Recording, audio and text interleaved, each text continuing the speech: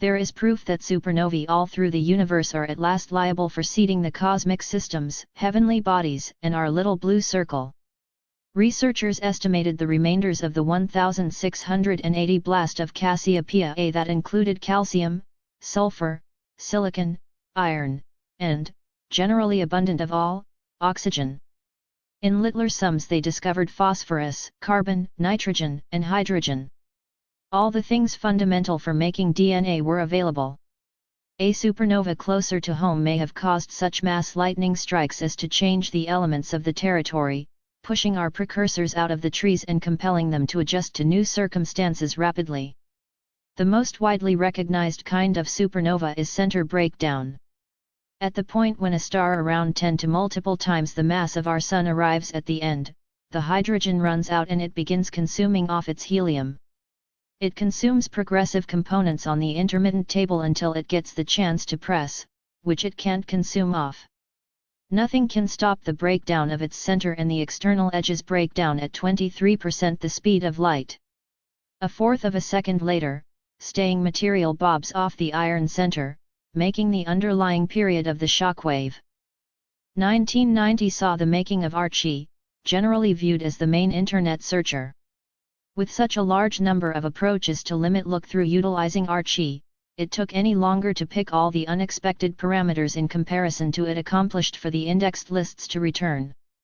Archie and possible companions Veronica and Jughead just had the ability of looking through titles and portrayals.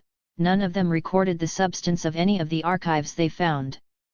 Throughout the following not many years, a lot more web search tools popped, however none slithered the whole content of each ordered website page until WebCrawler in 1994. We as a whole utilized Lycos, Excite, AltaVista, and Ask Jeeves at once or another. We likewise recall being on dial-up and sitting tight for what appeared everlastingly for our outcomes.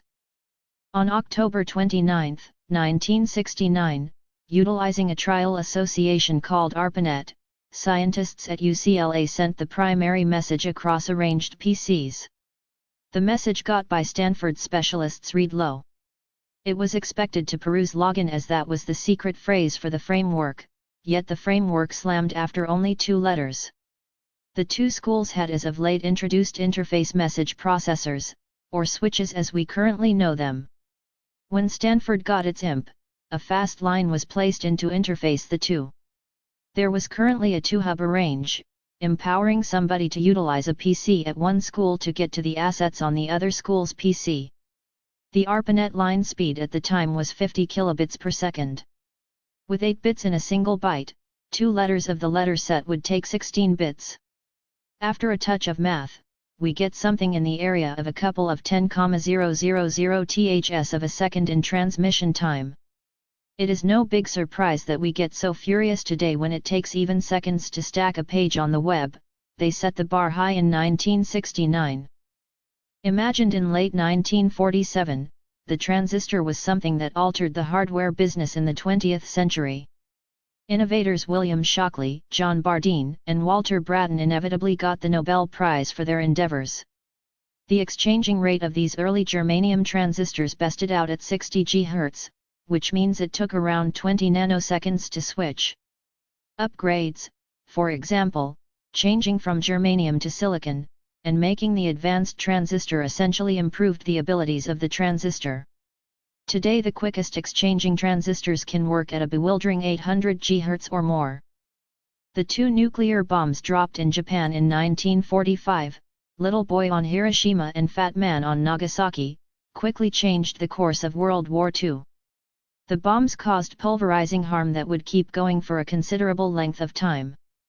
Young Man was a uranium-energized bomb that detonated with around 13 kilotons of power. Hefty Man was fueled by plutonium and yielded 21 kilotons of power. At the point when one free neutron crashes into the core of an iota of radioactive material, it thumps a few additional neutrons free. This makes vitality be discharged, and the recently liberated neutrons strike more cores. This chain response of vitality discharge spreads immediately. A free neutron goes at about 3% of the speed of light. The total procedure, in the wake of representing the quantity of ages required for a chain response, takes about a microsecond, or 1/1,000,000th of a second.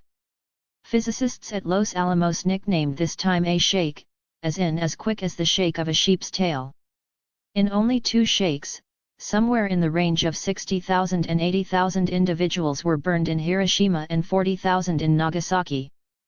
Utilizing Samuel Morse's code, the message required a key, a battery, wire, and a line of shafts between stations for the wire and a recipient. The message had been being used for around 50 years when Guglielmo Marconi concocted his remote rendition. Toward the finish of the 19th century, Marconi refuted everybody when he sent a remote message over the Atlantic.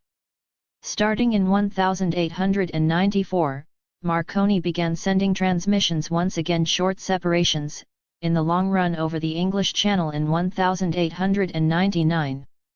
At last, on December 12, 1901, Marconi was in Canada when he got a message from England. The message was basic, the Morse code signal for the letter S. The transmission didn't follow the ebb and flow of the Earth as some had proposed, rather it reflected off the ionosphere and withdraw toward Canada. Radio waves travel at the speed of light. Considering barometrical impedance, the transmission was still almost quick. Thomas Edison was not the first to take a stab at utilizing power to illuminate a room. In 1802, Humphrey Davy concocted the primary electric light known as the electric arc lamp. In any case, it didn't remain lit for long, and was dreadfully splendid for ordinary use. In 1874, Toronto clinical circuit testers Henry Woodward and Matthew Evans assembled their lights utilizing various kinds of carbon poles held between terminals in glass chambers loaded up with nitrogen. They couldn't sell their innovation, and wound up offering their patent to Edison. Edison would proceed to consummate their work and upset the light. On December 31, 1879, Edison flipped a change-making electric flow race through wires at near speed of light. In spite of the fact that the bulbs Edison utilized 140 years back likely took a second or two be completely lit, the most authentic enlightenment since the revelation of fire took a simple part of 1 moment to start. On April 14, 1865, President Abraham Lincoln and his better half were getting a charge out of our American cousin at Ford's Theater in Washington, D.C. John Wilkes Booth snuck into the private box, and discharged a slug from a solitary shot .44 bore Derringer gun into the rear of Lincoln's head. Despite the fact that it took roughly 9 hours for Lincoln to lapse, the procedure that prompted his inevitable demise was a lot faster. As little as the Derringer may be, the projectile despite everything exits the firearm after trigger pull with astounding speed. At the point when the firearm's mallet hits the discharging pin, the projectile weighs out at somewhere in the range of 500 to 700 feet per second. It took around a couple of thousandths of a second for the projectile to make a trip from barrel to affect. While fairly delayed in the field of handguns, the Derringer was still bounty sufficiently speedy to bamboozle Honest Abe. Archimedes was chipping away at taking care of the issue of whether a crown was made of strong gold when he broadly stood up from his shower, yelled "Aha!" and ran exposed through the boulevards. He had understood that when the water rose as he plunked down, the light power on his body was equivalent to the heaviness of the dislodged water. He presently had an approach to gauge the measure of gold in the crown utilizing his own Archimedes principle. While Archimedes had been taking a shot at an answer for this issue for some time, his aha second arrived in an obvious moment. Investigations of the reaction of neurons to improvements show that it takes somewhere in the range of 300 to 500 milliseconds for the cerebrum to respond and impart signs to the body.